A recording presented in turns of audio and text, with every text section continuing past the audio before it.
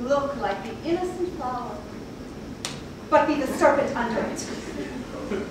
Yvette's coming must be provided for, and you shall put this night's great business into my dispatch, which shall to all our days and nights to come give solely sovereign sway and masterdom. It's Macbeth, the story of Macbeth, reimagined, reoriented, refocused. It does focus heavily on the supernatural and how that creeps into the natural world in this play, and how that impacts and offering up choices to the human beings in the play. Not a word in this play was written by anybody other than Shakespeare.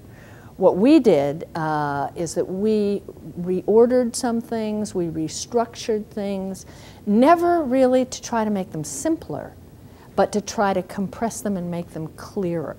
You did like a man. I must also feel it as a man! What? Did all heaven look on and would not take their part?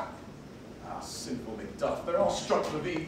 Not that I am, not for my own demands, but for theirs fell slaughtered on their souls. It's always a challenge when more than one person is playing a particular role. And in this case, we have 8 actors, all of whom, at some point, 4 men and 4 women, all of whom play Lord and Lady Macbeth in the play. So it was incumbent upon us to try to make that as clear as possible to the audience, who's playing that role at what point. And I think we've achieved that. I think one of the things that's kind of unique about this treatment, by passing the roles of Lord and Lady Macbeth from person to person to person, is that it interrupts the idea that there are some good guys and there are some bad guys, and it complicates that issue. So in this particular production, for example, you'll see Lord and Lady Macbeth doing dreadful things in the first act, and then they become Lady Macduff, who has something dreadful done to her.